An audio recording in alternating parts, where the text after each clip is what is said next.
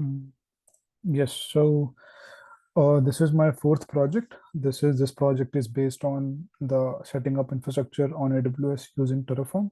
So in this project, what I have done is I have utilized Terraform to create the AWS infrastructure. So if you see this diagram, in this diagram, I have created a VPC, and under the VPC under on AWS cloud. So first of all, I have set up uh, the IAM user and get the access keys out of it. Once I have the access keys, I have set up Terraform in my laptop, and then I have created a VPC, utilized Terraform, and I've used the Terraform documentation for that. And once the VPC is created, I have created two subnets. One is the two public subnets in that, and public sub. Then I've created a route table. Then I've created an internet gateway, attached it to the VPC.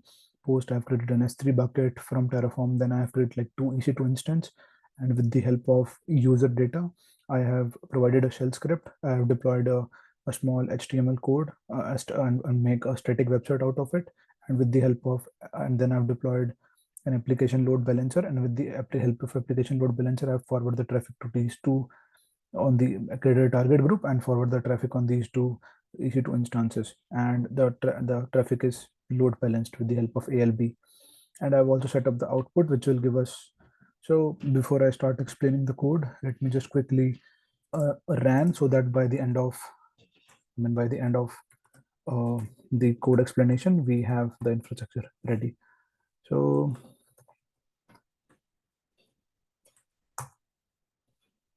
just trigger the command Terraform apply auto approve, so it will apply the all the infrastructure.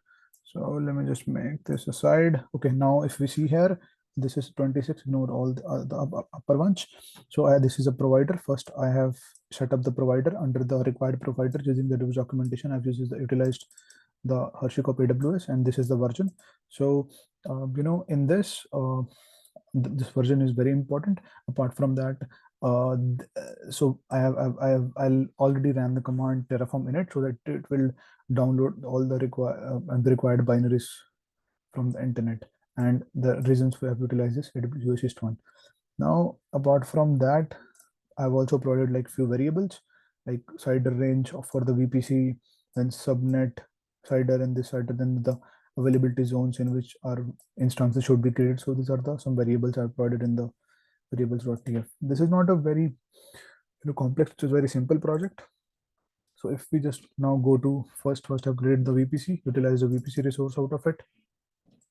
So this is CIDR block. We have used the variable var.CIDR, which was defined in the variables file. Then I have created a subnet. If you see in this, I've passed the VPC ID, then the variable of, the subnet mask, which was defined in the variables file, then availability zone also in the variables file. Then this is, we want the public IPs on our EC2 instances on the launch, so that's why. So this is a tag, we provide key value pair. Then another second subnet, the same configuration. So we have two subnets, one in the AZ and then the AZ1. So there are two different, if you see here. One is in the US East 1B and one A. Sorry. After that, I have created an internet gateway. So in this, I have provided an VPC ID, so it will automatically attach to it. We don't need to do this configuration anymore. That's it. And then we have created a route table. Inside route table, we have also specified a route to the, this is the internet basically, to anywhere on the internet, and the gateway ID. So this is basically by, so we have created a route table and we for the VPC ID, and in the route table we have processed the entry to go there using this internet gateway. This is, this is the meaning of this. Then we have the other resources. Now you know that we have to associate the two subnets we have created. So we have created route table ID and the subnet ID, and then same with the second subnet. We have associated both of the subnets to the route table. Suppose that we have created a security group. So in the security group, we have around two ingress to attach to, and the two security group is basically attached to the VPC ID, and this is the name. And in this we have provided an ingress rule from 80 to 8. So this is for the HTTP, and then the other is for the SSH from anywhere. Then I've also provided like an egress. So this -1 is basically represents the all traffic. So for outside, it's everything is allowed, and in the tags as well.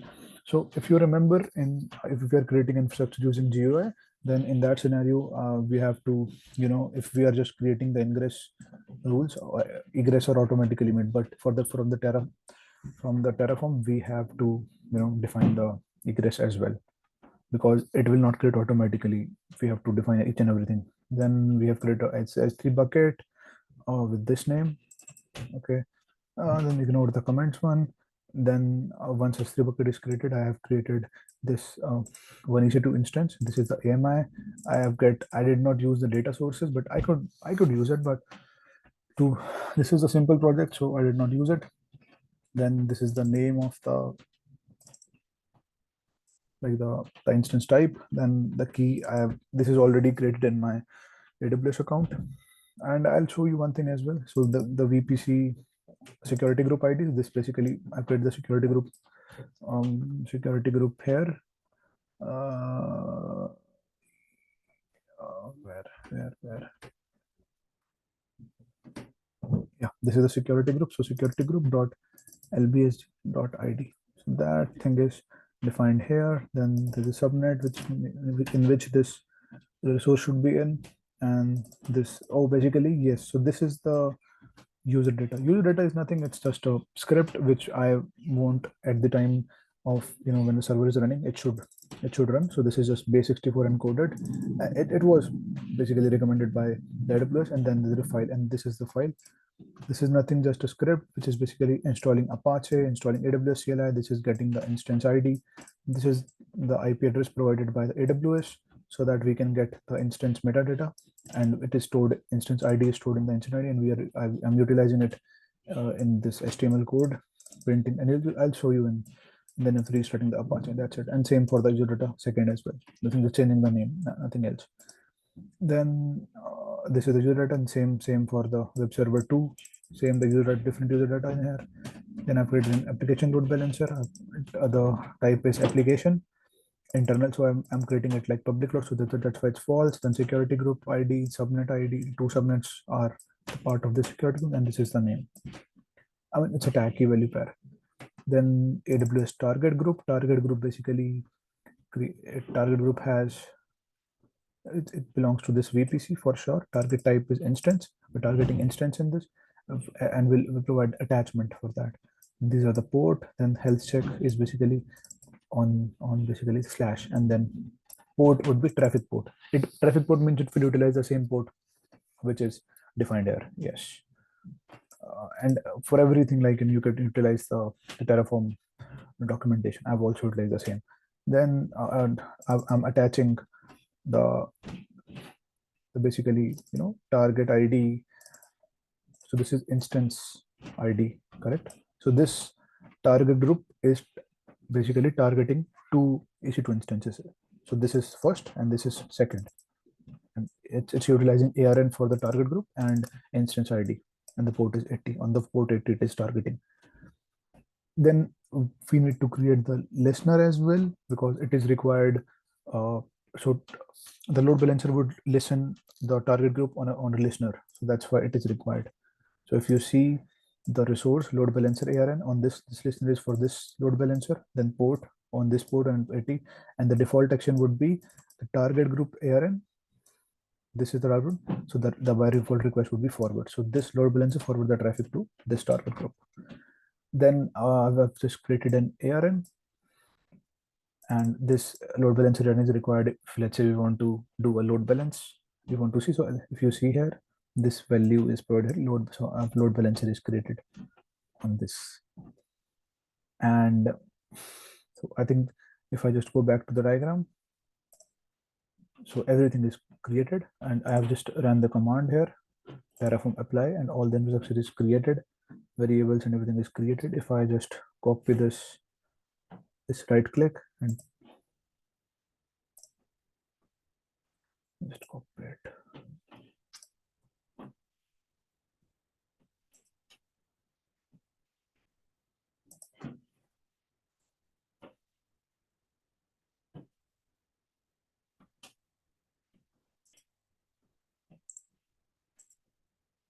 simple. So right now, Terraform project server 1, this is current managed server number 1, number 2. So it's basically load balancing. And if I take you to the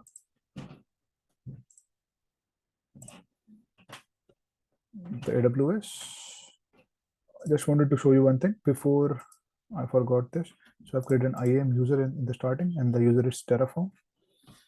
And I have utilized the access keys of this user. From here, you can create, and I've got the administrator access. You can restrict your access if you want. And I will do the security credentials, like access keys are active.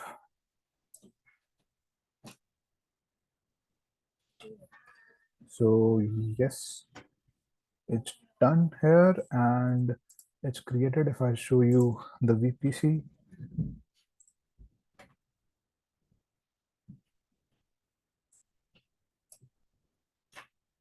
so this was my subnet, my shader inside this VPC. If you see, this is the route table it got created. And inside I have two subnets. This is the route table. One subnet is 000 and then 01. This is the VPC. If I go to the internet gateway, so there are two internet gateways. Let me see which one is mine. Oh, that's difficult. So the name of this would be the internet. I think this is the one, correct? It's already attached. Security groups, the load balancer security group, it's here. And if you see in this, all the traffic allowed and inbound rules, we have created only two, SSH and HTTP. Both are allowed. SCR, SCR. EC2 instance. So 2 instance should be running. Just have terminated already. So web server 1 and web server 2. Even if you want to just see, if I open this address, like copy it instead of here, HTTP, instead of server 1. So yes, that's it. It's a small project. Thank you.